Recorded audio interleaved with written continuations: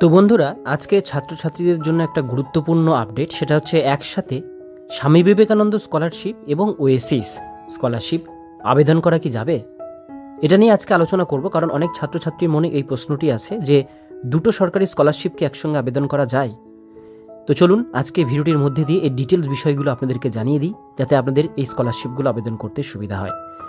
ভিডিওটিকে শুরু করছি। ভিডিওটি শুরু করার আগে আপনারা যারা আমাদের চ্যানেলে প্রথমবার দেখছেন, চ্যানেলটিকে সাবস্ক্রাইব করে পাশের বেল আইকনটিকে বাজিয়ে রাখবেন এরকমই গুরুত্বপূর্ণ লেটেস্ট আপডেটগুলো সবার প্রথমে দেখবার জন্য। তো চলুন ভিডিওটিকে শুরু করা যাক। Can a student apply Oasis and SVMCM both scholarship? Oasis এবং স্বামী বিবেকানন্দ স্কলারশিপ দুটি অত্যন্ত জনপ্রিয় স্কলারশিপ। এই দুই স্কলারশিপের জন্য প্রতি বছর প্রচুর শিক্ষার্থী আবেদন করে। অনেক শিক্ষার্থী এই প্রশ্নের সম্মুখীন হয় যে একই সঙ্গে এই দুই স্কলারশিপে আবেদন করা যাবে কিনা। স্বামী বিবেকানন্দ ও ওয়েসিস স্কলারশিপ করা যাবে। একই সঙ্গে ওয়েসিস ও স্বামী বিবেকানন্দ স্কলারশিপে আবেদন করা যাবে না। নতুন নিয়ম অনুযায়ী একজন শিক্ষার্থী একই সঙ্গে দুটো স্কলারশিপ টাকা পাবে না।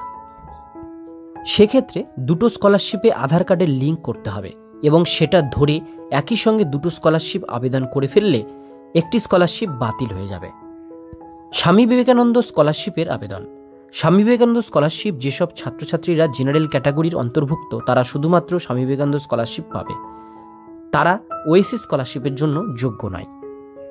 অপরদিকে যেসব ছাত্রছাত্রী ST SC OBC হওয়া সত্ত্বেও 60% বেশি নম্বর পেয়ে যায় তারা স্বামী বিবেকানন্দ স্কলারশিপের জন্য বিবেচিত হয়।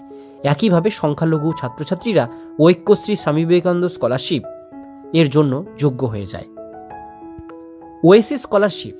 ওয়েসিস স্কলারশিপ শুধুমাত্র তপশিলি জাতি SC, তপশিলি উপজাতি ST এবং অন্যান্য অনগ্রসর শ্রেণী যেমন OBC ছাত্রছাত্রীদের জন্য। জেনারেল ক্যাটাগরির ছাত্রছাত্রীরা এতে আবেদন করতে পারবেন না। অপরদিকে যেসব মুসলিম সম্প্রদায়ের ছাত্রছাত্রীরা রয়েছেন তারা OBC A হওয়া সত্ত্বেও যদি তারা ঐক্যশ্রী বা স্বামী বিবেকানন্দ স্কলারশিপ পায় তাহলে তারা আর ওয়েসিস স্কলারশিপে আবেদন করতে পারবেন না।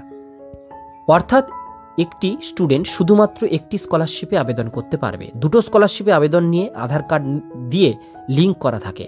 তাই কোনো যদি স্টুডেন্ট নতুন নিয়ম অনুযায়ী একাধিক স্কলারশিপের জন্য আবেদন করে ফেলে তারা আবেদন বাতিল করা হতে পারে। ছাত্রছাত্রীদের উচিত ওয়েসিস এবং স্বামী বিবেকানন্দ স্কলারশিপের নতুন নিয়ম সম্পর্কে ভালোভাবে জেনে নেওয়া। যদি তারা এই দুই স্কলারশিপে আবেদন করতে চায় তাহলে সেক্ষেত্রে ছাত্রছাত্রীরা স্কুল থেকে জেনে নিতে পারে বিস্তারিত স্কলারশিপের বিষয়ে। তো বন্ধুরা, আপনারা নিশ্চয়ই ডিটেলসগুলো বুঝতে পারলেন যে যেহেতু দুটো স্কলারশিপেই এখন আধার কার্ড লিঙ্ক থাকে সেই জন্য অটোমেটিক কিন্তু গভর্নমেন্টের কাছে তথ্য পৌঁছে যায় যে আপনি কটা স্কলারশিপ আবেদন করেছেন আধার কার্ডের নাম্বার অনুযায়ী। সেই জন্য অবশ্যই দেখে শুনে বুঝে নিয়ে তারপরে দুটোর মধ্যে যে কোনো একটা স্কলারশিপ আপনারা আবেদন করবেন, যারা প্রতি বছর দুটো করে আসছেন। আজকের ভিডিও এতটুকুন পর্যন্তই। ভিডিওটি কেমন লাগলো অবশ্যই কমেন্টে জানাবেন।